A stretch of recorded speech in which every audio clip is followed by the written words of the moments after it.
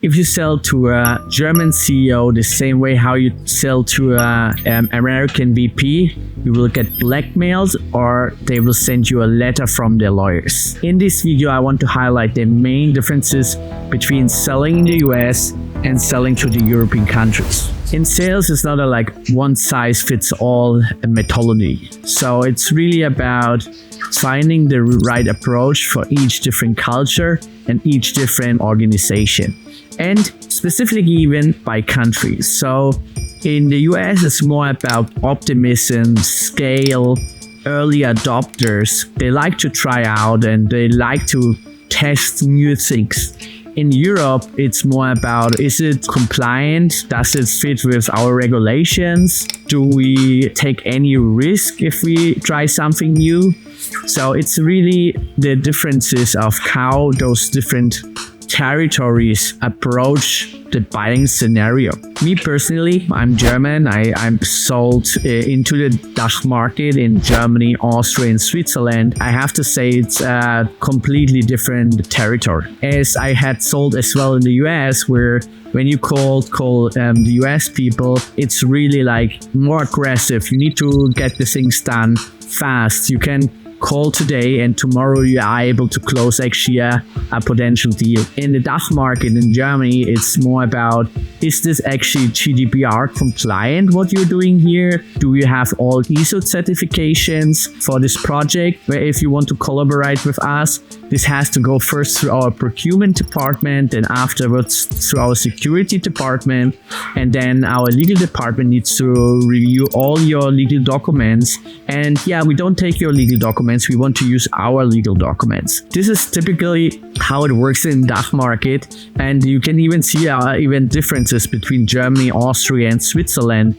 as Switzerland has 3 different languages, the French part, Italian part, and the German part. You can feel even there again differences. So having this in mind, selling, for example, in the DACH market, you need to be more really following the rules and following the pace. You should not be too aggressive, otherwise you will destroy potential relationships with the buyer. Which is as well really, really important in the DACH market, is that you need to have reference stories, right? They want to speak to clients who already work with your solution for a certain period of time, just again to reduce any potential risk which they might take when they go with you as their new provider. If we look at other territories, which for example is Spanish, me personally, I have living now since 10 years in Spain, so I can actually evaluate their territory pretty well. I sold here already some good deal sizes as well. So in the Spanish market, it's again more first about a personal level. They want to first speak about experiences, for example, as well, first about the family, about similar like Latin American people, about family, about how is life, how is everything going. It's more kind of a relationship building where then they can trust you, where they then afterwards would like to go with you in deeper discussions. So it takes much longer if you work with Spanish clients until you get their trust on a family or friend base, until you are able to sell them. How they want to be approached on cold calls, of course, if you have anyone who referred to you during the cold call, hey, I'm calling you because Miguel told me you might be interested. Miguel is in your procurement department and I had spoken with him before. So if you have certain references which can help you to get into their conversations, it makes the life again much easier. One important part as well from the different countries inside of the European Union, everyone feels much more comfortable when they are able to speak their own language, except I would say the Nordics. So the Nordic countries, they are pretty comfortable in English, but I think if you want to sell into Spain, as I was talking before, Spain is a territory where the language it's extremely valuable. So if you have the opportunity to speak the local language, or you want to tackle the country as a territory, you need to have sales reps who are speaking the local language. It doesn't have to be native, but they should be comfortable in a certain level to be able to negotiate. And this is not just in Spain. I think that, well, in Italy, or in France, specifically France, if they do not like to speak in English, I would say it's really mainly you have to be speaking French, as they feel much more comfortable. Their marketing material should be in their local language. Your website should be in the local language. So if your website is just in English, I think you already are missing a big piece of an expansion in certain European territories. People in France, how they want to be sold. The people in France, it's really about as well more relationship building. They're more hesitant at the beginning, but after a certain while, when you are able to open the doors, better even with the local languages, but even with certain partners who potentially worked with them in the past. So for example, in our case, it's really getting to the brands directly. It's difficult, so they trust the law firms. For example, the law firms, they were working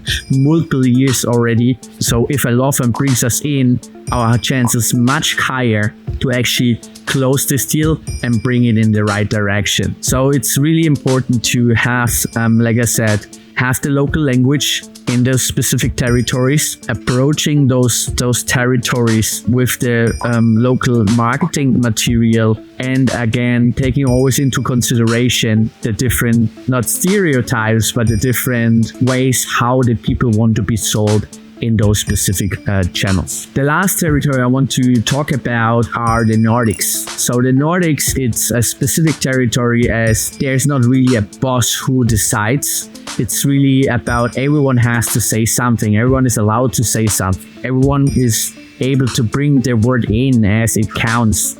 So that's what I really like about the Nordic people. They are as well pretty straightforward.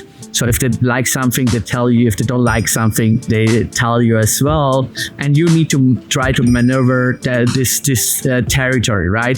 Try to involve as many stakeholders in your conversation as possible, right? Because everyone has something to say. So if you have multiple people in a discussion, it can automatically help you to get this deal further the line. So what are the main differences again between Europe and the US? If I have to say, US is really more about a sprint, getting to the finish line, getting the things done, having it fast implemented, as they don't want to waste time either. And selling Europe is really more about a marathon. So like taking first 10K, then another 21K, and then trying to get slowly over the line, taking all the different stakeholders with you slowly, step by step. Everything needs to be bulletproofed until they make their final decision. So this is something which is really important to consider. So it's really needed to understand, first of all, the different cultural aspects in the European Union, about the different countries. They have different kind of styles, how they want to be sold to, all the infrastructure around, case studies, translate them in the local languages for each of these individual countries, just to make it more easy, more simple for them to understand it and then to be sold.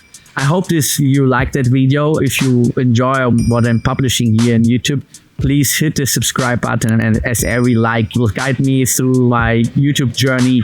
And if you have questions, just put them down in the comment section.